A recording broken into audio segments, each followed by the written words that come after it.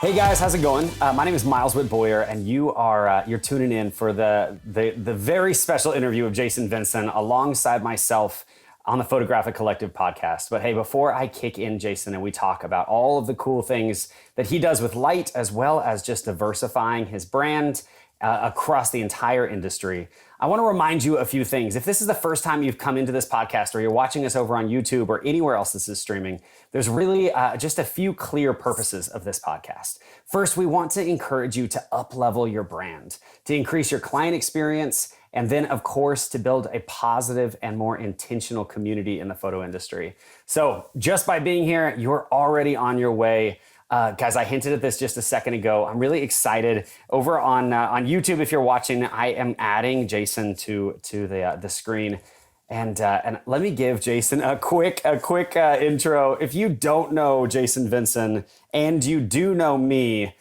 your life is a lie. Jason Vinson is one of the most recognized names in the photo industry these days. But I also get to say that he's a friend and he lives like right down the street. Though I can't prove that because I never see him here in town. So, Jason, dude, thank you so much for being here with me today, man. Yeah, my pleasure. Glad to be here. Okay. It's funny. We hang out at WPPI like every day for an entire week, and then we come back to Northwest Arkansas, and it's like, I won't see you until WPPI again. Yeah, that's true. Are you going? Oh, wait, hold on. So sidebar really quick. Are you going this next year? Yeah, plan is to go. They haven't sent out like specific like speaker announcements on who's speaking and stuff like that, but I'm assuming I'll be there. Yeah, I'm assuming. Guys, if you're listening and you didn't pick that up, he is assuming. Guys, this is going to be a special and really cool podcast because all of the other recordings, though I've done recordings now with a few really close friends, like Phil Porto and Brandon Bucherri. Jason and I have actually recorded podcasts together before, like a number of them in a podcast that never actually released. Someday when we're famous, we're going to have to like leak those. Dig them out of the gutters. Yeah, I say leak as though anybody would actually want to listen to them. Okay, so on the off chance though, Jason, that people don't know you and Chastity, give us just like a high level on who you are, where you are, like what it is that brings you to the table today. So primarily a husband and wife team that does wedding photography is kind of like the main gig that we do. And then on the side of that, I write for a handful of publications. I run a Facebook group for photography presets. I do a bunch of education stuff. I'm getting ready to partner with a YouTube channel. So just a handful of stuff like just sprinkled throughout the industry. Yeah, and I will say this about you. You're one of the early influences for me personally about this idea. And it's the reason why it came to mind immediately to talk to you about it. But this idea of how important it is to sort of diversify where you show up as a brand. I feel like that's actually true across all creative endeavors. There's a lot of noise these days, right, about this idea of like niche down. But do you ever feel like, I feel like people drink that Kool-Aid and they go too far and then they only offer one thing. And if that one thing, like the pandemic happens, right? Like that one thing comes into play that there's any trouble with it, then what do you do? Right. Okay. So you mentioned you write for a few different publications. Go ahead, dude, like name drop, tell us the good stuff. So I write for F-Stoppers. I've been writing for them for, I'd have to do the math, at least 7 years. Mm-hmm. I've done a couple articles for Petapixel, for Rangefinder. I am also a writer for the new Flashpoint creator blog. It's like, if you don't know, Flashpoint is basically like the U.S. brand of Godox. They're through Adorama and stuff like that, and they're really trying to like segregate their Flashpoint brand as like its own entity. So they have a new like website and blog and stuff like that. So I've been doing articles for them as well. And then Develop is a preset company, and I manage their Facebook group. Yeah, man. So that I think that gives everybody like a high level here, like an actual understanding, because Jason, I always laugh at him. I think I actually told you this, man, in Vegas, but I always kind of laugh every time I find something new in the photo industry, like every time, without without exception, every single time I stumble into something new, Jason already either owns it or has used it, or, I mean, you're the guy that I reach out to that I'm like, hey, have you heard about this light? And you're like, nah, it's all right, you know, but here's a great alternative. Is that just sort of the engineer in you? I guess you should give that backstory a little bit, but is that just sort of the dork in you, like that you just love to play with new things? Yeah. And I mean, that's kind of like the reason why I fell into photography, because so my background is mechanical engineering. I did that for almost 10 years at Tyson Foods. And so I just have that, I guess, that technical desire, technical aspect where I like to tinker and I like to kind of geek out and stuff like that. And so just growing through the photography industry, it's obviously a very technical industry. And so I just kind of felt myself wanting to play around with cool things. And that's kind of how I ended up being a writer for f-stoppers. Is it opened up doors for me to do reviews on lights and cool gadgets and all kinds of stuff without actually having to like pay thousands of dollars so I can like play with this toy and send it back in 2 weeks. Because in general, like I play with a lot of gear, but my kit is actually very, very tight. Like I don't shoot with a lot of things, but I do like to play with things for a little while. Yeah, it's really it's interesting to me. I've described you a number of times in this way, but I don't think I've ever done it in a recorded context. And I know you're probably on the edge of your seat, like, what's Miles going to say right now? But I mean, come on, we've both done some things. We've both traveled and won some awards, and we've got a few little accolades under our belt. But I always explain Jason and Chastity as like the Academy Award photographers. Like they're the photographers that your favorite photographer loves to follow. Just because you do things, like you try things in actual shoot, like with actual pressure, under contract, you try things that I think most photographers don't have the courage to go after. And I see that sort of experimentation in you a lot, where I've heard you say this before as well, where it's like you don't know what's going to happen either, but that's the fun in it, mm-hmm. Right? So tell us really quick before we like get into some more kind of nitty gritty stuff and talk through a few of the ways that you've been able to really spread your brand across the entire industry. I'd love to hear the story, and everybody's heard this 100 times, but I still want to hear it again. When you and Chastity started shooting, you had one camera, right? Yeah. And so your workflow was, talk us through that. Your workflow was essentially to share this camera. So what did that end up doing for you creatively? And it's actually kind of defined how we shoot up to today. So essentially whenever we first started shooting, and this was obviously before we were shooting weddings, this would be like family sessions and engagement sessions and stuff like that, where you didn't need two people shooting at the same time. But basically we just had one camera and we were doing it for fun for friends and family, or like a friend of someone that we just shot. And I would take pictures, and while I was taking pictures, Chastity would figure out what she's going to do next. And then when she was shooting, I would figure out what I was going to do next. And that's kind of trickled into whenever we shoot weddings, we don't both have to always be shooting, especially when it comes to portraits. And so when she has an idea, she just takes the reins. And then while she's doing that, I'll either go off and find the next location, or I'll set up a light for something interesting, or play around with an idea and kind of fine tune things until she's done. And then when she's done, it's my turn to take over, and then she gets to kind of go wander off and stuff as well. Yeah, I think that the practicality of that has changed the way that I shoot a lot. And I don't know if I've ever said this to you directly or not, but I think everybody now on different podcasts has heard me point out things like, though I love the fearless groups and I love all the looks like film communities and I love the way photographers love to kind of click together. Mm-hmm. What I feel like ends up happening inadvertently when that starts to come together is we basically all become mimics of each other. So now it's like, who can get the most wild, authentic dance floor photo, right? Or then who can get the most, the cars streaking with the couple stopped, and who can, right? And we just all start kind of mimicking the same cycle over and over again. I think there's actually a lot of growth in that. Mm-hmm. But what I see about your work is that you do that live with Chastity. You allow yourself the freedom to try and find something brand new. And then when you come back and you show that to all of us, whether it's via an Instagram reel or a YouTube or just an article, but you show us how that moment was engineered. It's pretty cool, Jason. Like, it's pretty cool to watch that.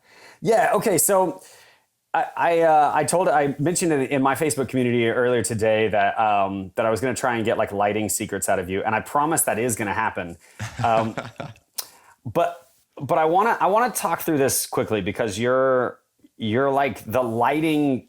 I mean, I don't know anybody else that uses light the way that you do. How have you trained yourself to trust that when you see light, it's going to work? Trial and error. I mean, that it just has to boil down to practicing and understanding what light does, how setting up a flash is going to alter the scene, how underexposing the ambient light is going to change the overall mood and things like that. And then also figuring out how to modify the light in a certain way. Because a lot of people, when they start playing with off-camera flashes, they just throw it on camera, or even if it's off camera, but they don't modify it in any way. So they're just blasting the room with light. And so it's filling the room with light, but it's coming from a different direction than, crappy overhead ambient light. But there's nothing interesting about it because it's just a big blanket of light. Yeah. And so that's why really the majority of everything I do has some type of grid on it, because I really want to focus and narrow the light. And then from there, playing with colors and things like that as well. And obviously, like, mixing ambient light and continuous light, and then you can start going down a bunch of different rabbit holes. Yeah. So if you guys are over on YouTube right now, you see that I'm actually scrolling through Jason's website, so you can kind of see what I mean. I think often we pay compliments to photographers in this industry that are not necessarily deserved, and I don't mean that in a hateful way. I mean to say that often we're not looking at the originator of an idea when we pay a compliment. And when you see Jason and Chastity's work, it's very evident to me that though they have influences, and I know you guys, I mean, you're outspoken about the influences that you have, right? Yeah, definitely. But though you have influences, your work is absolutely unique to who you are and the techniques that you guys have developed, and that is absolutely remarkable. It's a really cool thing to see. Okay, so here's something that I want to point through, because before we talk through this idea of like how to diversify and look further into the industry and ways that you can engage and encourage other people, I think it's valuable to point out, I know we mentioned that we live just a few miles away from each other. When was the last time, I would say, let's call it what it is. I think we're probably two of the more sought after photographers in a fairly small region, a fairly small area.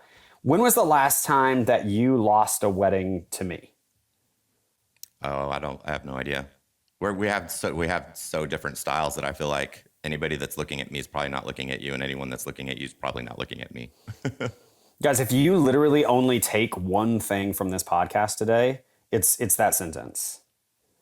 It's that point right there. The sense is that, before you have the confidence to kind of diversify and spread out and look at different ways and areas that you can engage and build and you give to the community around you, you have to kind of find your own lane, like who you're going to be and what that's going to look like. And so, yeah, my point is simple. Jason and I coexist right down the street from each other, but we've never stepped on each other's toes. I see his work and I'm blown away. Frequently, we're shooting at a lot of the same venues. And I have to go back sometimes and actually look at where the heck you were to try and understand, which is that's a pretty cool thing. Okay, so we hinting at this idea of like different. What has that meant for you? Let's maybe like in the sphere of the last year and a half of your life, Jason. What does it look like to you to have your name in so many different places? What do you mean? Like, what does it mean for me to like? Because I mean, that type of stuff doesn't just like come out of thin air. You have to like work towards that, right? So it wasn't like WPPI looked me up and reached out to me and was like, hey, do you want to come be a speaker? You have to like put yourself out there and be like, hey, I'm Jason, I want to be a speaker, and try and get in the door. Like, and same thing with writing for F-stoppers. They didn't just like email and be like, hey, do you want to be a writer? No, I had to like email them and be like, hey, I'd love to be a writer. Like, oh, no, not this time. Or try again next time when we do applications for writers and stuff like that. And same with all the other publications. Like there are times where people will reach out. Like I have a couple articles in like some magazines and stuff like that where they reached out and want me to write like a specific piece for them. But all of that has been based off the work that I got to get into the other publications that I actually had to work for. Okay, yeah. So to sum that up, you've been really proactive, like ahead of time about expanding and spreading yourself out. Yeah, and you just can't wait for it either. So it's just like if you have the desire to do something, you can't just have it on your list of like, oh, I hope this happens one day. Just like get out there and try and make it happen. Hence so the reason. I wanted to write for F-Stoppers. It felt like it was going to open some doors, give me some opportunities. It was a blog that I was frequenting at the time, and so I just tried to make it happen. Yeah, and you know, I think what's really powerful about that, my point was really simple, and you perfectly said it. I think so much of our industry tends to feel as though like, you know, hey, if you want to win these remarkable awards, right? Like Jason, you've been named in the top of the top of the top year after year for however many years now. And by guys, what I mean by that is not like Jason has been named the #1 wedding photographer in the state of Arkansas. We're talking like, you know, top 50 in the world type of conversations. You have to get your name out there for that type of thing to happen. Mm-hmm. Right? But then the return on that, tell me about what the return then for you is about having such a spread out brand. You know, it's not necessarily like spreading out my brand as a wedding photographer. It's like spreading out my brand as just a creator. And so like when the pandemic hit and we weren't shooting as many weddings, instead I already had my foot in the door to write articles and do all these different things. And so I was just able to do that more. And so instead of spending my time editing a wedding and stuff, I was spending it reviewing a piece of gear or writing an article or doing some Patreon content. And so it's just having different avenues that when one part of that stream slows down, I can just spend more time on the other streams. Yeah, I think that's the coolest thing about this conversation that I'm really hoping to sort of talk through is every other chat that we've done so far on this podcast has been really either community minded or like very like how to find your purpose or kind of how to live in passion. But what you do is so intentional that I think there's a lot of value to people seeing what this looks like over time. Like once these ideas evolve, not the first time you wrote for F-Stoppers, but the 50th time that you wrote for F-Stoppers, right? And now you have these other opportunities that have kind of unwound themselves. Okay, so I wanna dig into some like fairly practical, like kind of actionable tips then, because I know we talked about kind of going back and forth on this a little bit. So assuming now that people kind of grasp the value in having, instead of saying like, all I do is show up and shoot a wedding and Instagram that wedding and then show up and shoot the next wedding, right? Assuming that people are starting to see the value in actually having your name and your brand and your community at large growing out instead of just up and down. What are some practical ways? Like, give me 2 ways maybe that people can do that, and where to start with that.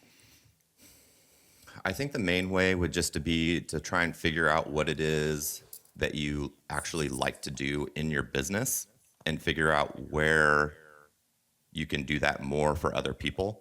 So for me, like playing with the technical aspect, playing with light, playing with gear was something that I enjoyed. So how can I do that more outside of my regular shooting and editing and delivering and stuff like that? And so that's what led me to like writing articles and stuff like that. Now, if your main love outside of your business is, or like inside of your business is working on your website or writing blogs and content and SEO and all that stuff, like figure out how you can do that for other people and maybe have a little side hustle where you write blogs for other photographers or you work on their SEO or you help fine tune people's websites and you give website critiques for other photographers and things like that. So just find what it is that you like to do in your business and figure out how you can do that more for other people that are doing kind of the same thing that might not like doing that. Man, I love you just teed me up there perfectly, because this is like I'm gonna give the other side of that coin. So for instance, I mean, you just specifically said, because you love to play with the technical stuff, like you love to play with the lighting and the gear, it opened an avenue for you to do that so that other people could learn from you. Mm-hmm. Right. And then you monetized it. And I understand that comes first, but I feel like the way that you just explained that is really specific. You basically said you found a problem and then you solved it for people and you just started to give into that solution. And then it became, a monetary thing. And the way that tees me up is by saying that the other end of that coin, for me at least, is a similar tip, in the sense that I would say, I love all the dorky stuff as well, I'm just not as good at it as you are. And I don't enjoy pouring my time into that. I love relationships. Like I love loving on people. And so, I've been saying for years, like, if you want to be more valuable, just give more away. Mm-hmm. Just continually just pour into people. And that's what I see, sort of what you just said. Eventually it monetizes. It's really interesting how if you just continue to give and give and give, people start to feel more and more uncomfortable taking and taking and taking. And eventually you get paid for it. But right off the bat, you just have the opportunity to just serve and love people, which is really cool. Okay. So yeah. Give me something else then. Oh man, that was my only tip. No, that was it. That's the only tip you get. That's it. Yeah, I'd have to think. Okay, well then I'll go with another one, and this time I'll tee you up. How about that? How about instead of looking at your industry, your photo industry, as this massive, enormous community that is only connected, it's only glued together by like the social media abyss. How about instead of doing that, you look at your community as the sphere of people that are immediately connected to you already. And you find ways in which you can serve those people, whether via education, via helping them. Maybe if you are really great at writing SEO or great at websites, offering that to the people in your immediate network, even your own competition, to say like, hey, can I help you clean up your website design? Or can I help you write copy for your social? Or would you be willing to allow me to assist with, teaching you maybe some new lighting ideas or lighting techniques that might really assist? And if you do that with humility, I think it's going to be pretty fascinating how you become the glue, instead of like following on Instagram becomes the glue, right? No. Okay, your turn. That's an interesting way to tackle it. I mean, it's essentially you're giving and giving, but you're just being more specific on who you're giving to, right? So it's kind of like the first tip, but you're just doing it more intentionally instead of just like blanket giving to the internet. You're actually picking specific people, right? Yeah. Well, so I spoke about actually in our last episode, Jason, I don't know if you've had a chance to listen to that or not, but I spoke about in the last episode this idea of like utilizing your social media as a massive DM engine. Instead of trying to like just push the entire world into liking and following and sharing your content, mm-hmm. Pulling relationships in that actually are really valuable, and doing that in private, and allowing the DM to be where you spend the majority of your time instead of in your profile. Okay. And that's totally revolutionized. I mean, it's interesting because you're one of the few kind of very known photographers that I have a relationship with that isn't how that relationship started. Most of like my more known friends have happened from us just sort of building relationships quietly, not mm-hmm. not me like fangirling them in the comments, right? Although I still do plenty of that too. All right, I like it. Let me think. Another tip. I think just finding things that are going to help you grow. So we'd kind of talked about the awards platform and stuff like that. And so like, I think it's fun to win awards, and but I don't think it's something that, is going to necessarily drastically push your business. Like I don't book a ton of weddings just because I won a Fearless Award, like maybe 1 or 2 a year. But being a part of this the like Fearless community and that platform has helped push me to become a better photographer, because it makes me tackle the day a little differently. I never intentionally shoot for a Fearless Award, but I do intentionally shoot to be different, if that makes sense. Yeah. No, it makes perfect sense. And it's mostly for our clients. Because what I ran into whenever we first started shooting is I would see some photographers' work, and like if you go through a blog post of theirs and then you go through the next one, they were essentially like cut and paste, right? It was just like put bride A and groom B here, and then bride C and groom D here, and they were the exact same. And so we never wanted our couples to feel like they got the same thing that another couple got. And we never want a couple to walk into the living room of another client of ours and be like, oh, we have that exact same picture hanging on our wall. You know what I mean? Yep. And so the goal was always to give at least something different. You can't do that for an entire day, obviously, but to always have some type of portrait or moment or something that was just absolutely unique to them. And so that's another reason why that's helped me push further, is because once I get an idea for some sort of like interesting portrait, I never do it again unless I can put some sort of spin on it to be different. So like if I get I've gotten a cool champagne shot. The very first champagne shot that we ever did, like maybe 6 months to a year later, a client asked us to do that same shot for them. And I was like, no, we're not. We'll do a champagne shot, but we're going to do something different so that it's yours.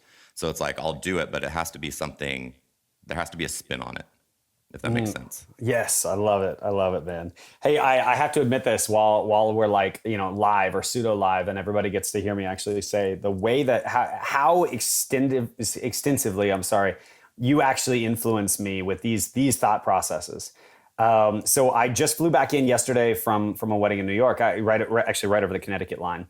Mm-hmm. And I'm in Connecticut the day before yesterday, shooting this wedding, and we ran late on everything. It rained, the sun ended up going down, and right behind the venue is this gorgeous old brick alley that's lined in cool street lights, and it's still misting, and the sun is down.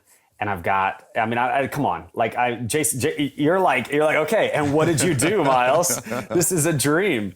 And, yeah, right. And here's what I did is I went out there, and I didn't take the necessary time. Like you were talking about, like that moment where you go out and you see it, you visualize it, you understand where you're headed, what the goal is.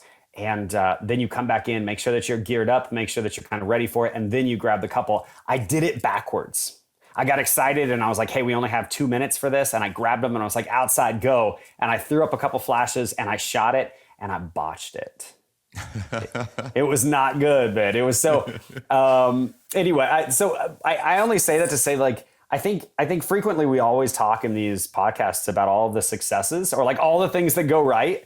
Uh-huh. But nobody ever admits that, like, man, I tried. In my head, I'm not kidding, guys. I'm genuinely not exaggerating when I say, like, this is going to be a Jason Vinson photo, and it is not. But that's okay. That's okay. So I admit that I'm going to fail on every single wedding. And I tell it to the clients, be like, hey, we're going to come over here. I want to try something. It's probably not going to work, but give me 5 minutes just to see if it works. And if it works, it might be cool. So that's what I did wrong is I didn't tell them. That's okay. Jeez.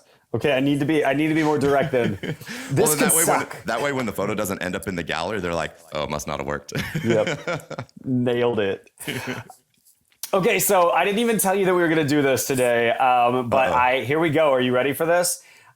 Because you are like you're king of random brands and cool things and stuff that's right on the edge of what's happening. I want to ask you a ton of really quick questions. I don't have any of these written out. I just want to know your answers because I want people to hear this stuff. So, favorite right now, guys, everybody, and sponsors, if you're listening to this, calm down. This is just loose opinions. Okay, right now, favorite lighting company. Flashpoint for flash and Stella Pro for constant lights. I love that. Hey, really, really quick though, tell me about those cool LED flash things that you were bragging on the other day. The reflex? Yeah. Yeah. So it's essentially a constant light mixed with a flash. So there's one other company that does something similar. It's called Rotolight, but Rotolight is limited to I think it's like 500 lumens or something like that. The reflex goes up to 6,000 lumens continuous. and then up to 18,000 lumens burst. Oh, wow. So this is a real light. You can shoot at 20 frames per second on the light, no overheating, no misfires, even in high-speed sync. Oh, dude. Okay. Okay, cool. Yeah. All right. I mean, I can't wait for the rest of these. Okay. I'm going to have to listen back now. I'm going to have to take notes on my own thing. Okay. I already know the answer to this one, but I'm going to ask it just to say we did. Favorite preset company? Develop. Favorite preset pack? The Two-Man Studios pack. Oh, they're so good. Why are they so good? They're ridiculous.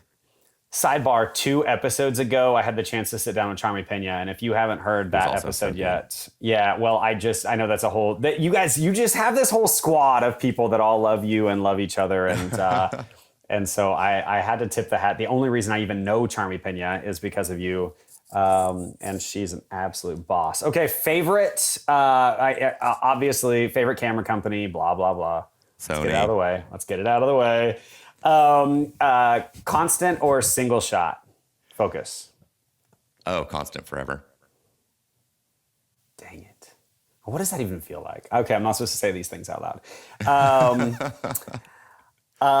What would be the thing that you think from a wedding perspective sets you the most apart? Elaborate. From your closest competition, what's the secret sauce? I think just lighting and perspective. So it's the product though. As far as like the imagery goes, yeah. Okay. I would say so. Yeah, I mean this isn't a trick question. I'm just No. So I would have answered that question by saying that my client experience is I think the thing that sets me. So, but I'm always curious. So you, I know, are a huge proponent in selling albums, right? Yep. Do you do like an IPS type concept? So directly after the after the wedding, the first time that they see their images, we get together and we do like a big reveal, and through that same meeting, we do like the album design and everything together. Cool. Okay, favorite like delivery gallery company? I've been on Zenfolio. I've been with them literally from the beginning. I've never used anyone else. Yeah, same. And I've kind of ducked around a little bit, but man, at this point, I have playing nearly around a million with going photos. to. I'm talking with some people about going to some other ones that have a little bit more like automated sales and things like that. But it's hard because I literally have every single client photo that I've ever delivered all on one platform. So it's nice to just be like, oh, I could go back to the very first wedding I ever shot and download an image if I want to. Yeah, I think it's interesting because my assumption is we can talk off air, but I bet we're talking to the same company about jumping over, and and they're like, oh, we'll migrate everything for you. I'm like, well, it's almost 1 million photos, and they're like, oh, Yeah. Okay. Yeah, one of the companies I think I was looking at, it's like they charge, I think it's like they only charge like $1 a gallery to go over, but I was like, over like 11, 12 years of shooting, that's going to be a lot. Yeah. I agreed. Okay, did you create, your website is freaking amazing. Did you do your own web design or did you hire a designer for that? Did it myself based off of a theme, but Okay. it's a very, very modified theme, and it's actually kind of cool. So I also do like family documentaries. And this is just my nerd self that thinks it's cool, probably. So I have like a family documentary side of the website. And at first, it's a little bit different now because I've added some stuff to the wedding side. But they used to be direct inverses of each other. So one was like a white background, one was a black background. But Oh, cool. So if you went back and forth, they were like an inverse of each other. Yeah, okay, I like that. That's kind of interesting. See, everything is just so intentional. I love it. All right, I'll stop like hounding you, but here's the point, you guys that have hung with us thus far, 30 minutes into this thing. Jason he's a unique guy in this industry. And the reason for that is because Jason's he's friends with everyone.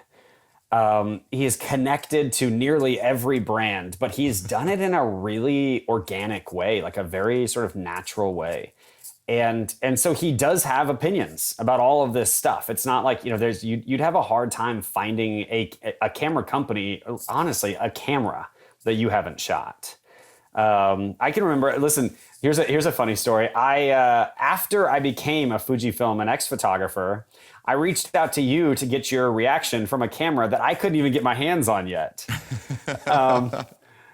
And yeah, that was an awkward moment. I'm like, hey, I really want this camera. You're like, no, it's awesome. You'll love it. I'm like, okay, cool, thanks. Okay, so what comes next for you guys? I mean, you've won every possible award. I'm sure that you're probably booked up through at least the next year. In your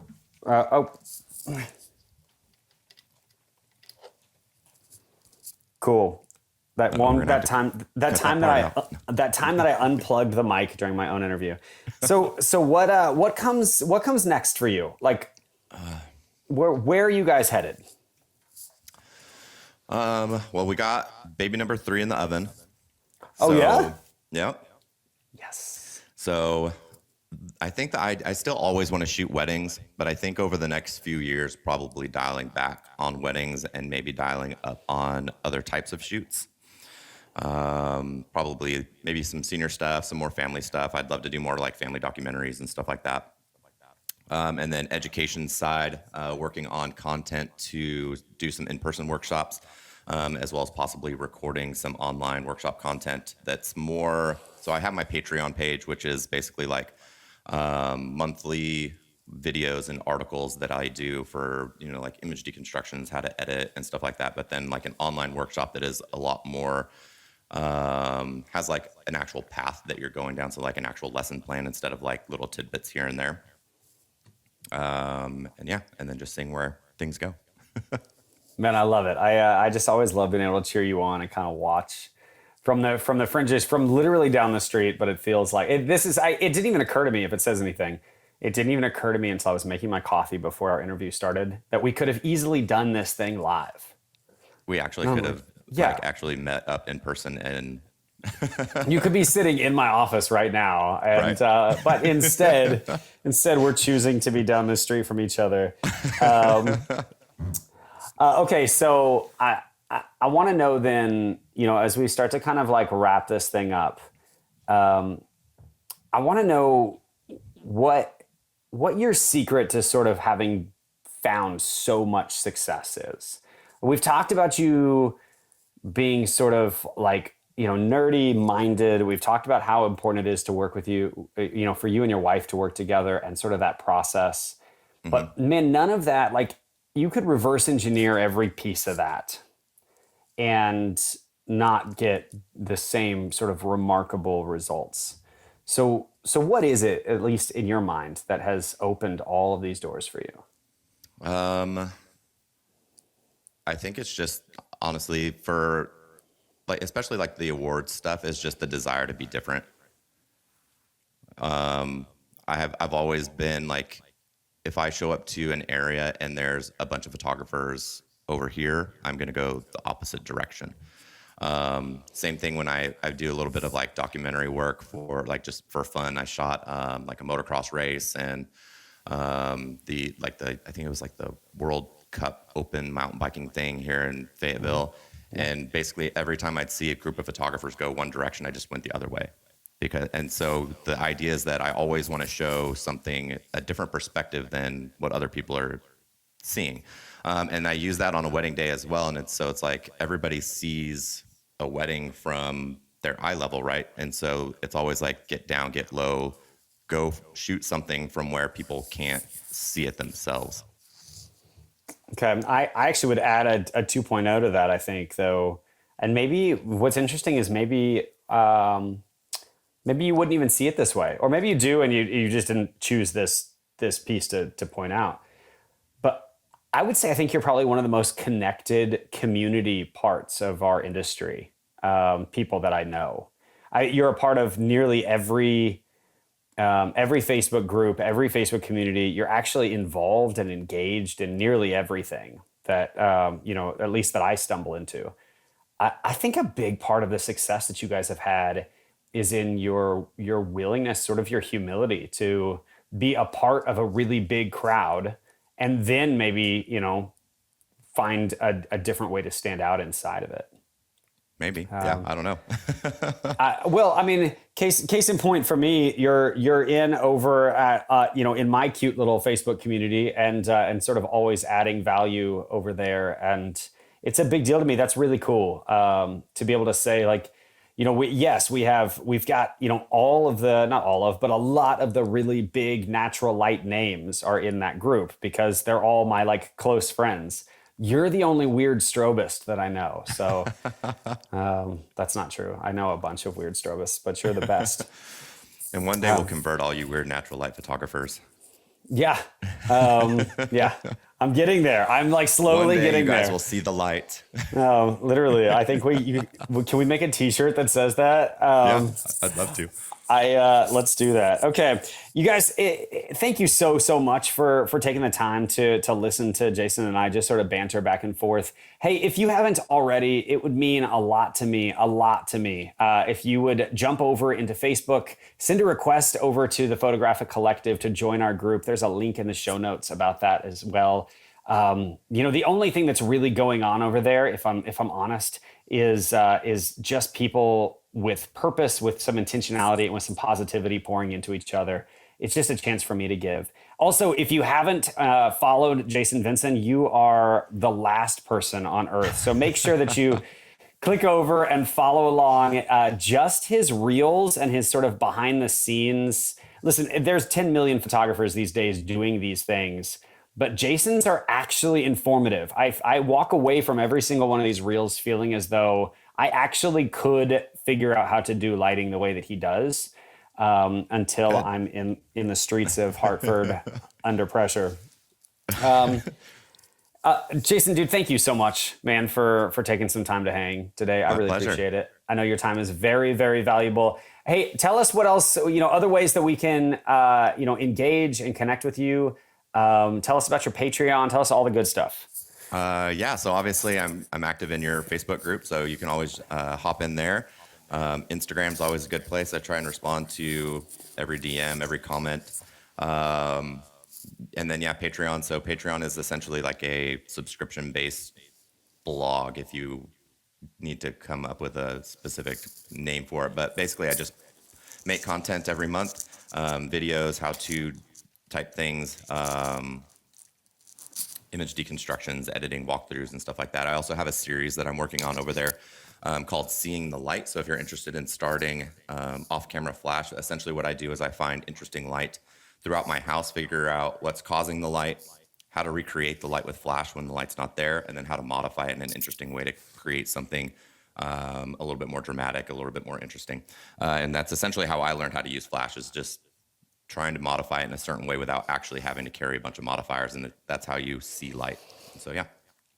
Dude, so cool. I just love that right there. I can't wait to see it. Hey, was it you? I think that I told that I used I found somewhere on Google. I used the Pringles can as a snoot. No, you didn't tell me that. It is. I've got it right over here. I loved it so much. I literally bought 2 of them and spray painted them black so I don't look like I'm actually wandering around with like sour cream and onion Pringles. That is the greatest snoot ever made, man. I don't know. Oh man, no, you got to get the Magmod snoot. Nope, I'm out. I want the Pringles snoot. I think I'm gonna actually write. Pringles, you at least have to keep it Pringles so that you can at least rep your favorite flavor. I think I'm gonna sign the side of it and then sell them on the secondary market. Guys, if you would like to purchase a Pringles snoot from Miles with Boyer, just hit me in the show notes. It's a one-time fee. Or we can actually do subscription based and you can get a different color every month. This is falling apart in a hurry. All right, Jason, I'm going to let you go, buddy. Hey, thank you so much. We're just honestly flattered, excited to be able to have a conversation with you. Can we do coffee soon? We say beer usually. Let's do beer. I like beer. I like beer too. Okay, let's do beer soon. Okay. All right, buddy. You guys, thank you so much for tuning in. Again, my name is Miles with Boyer. This is the Photographic Collective podcast. And y'all, the week is nearly over. So get out, do something actually valuable for your community, something positive, make new friends, just give something to somebody because they need it. And we will see you again next week.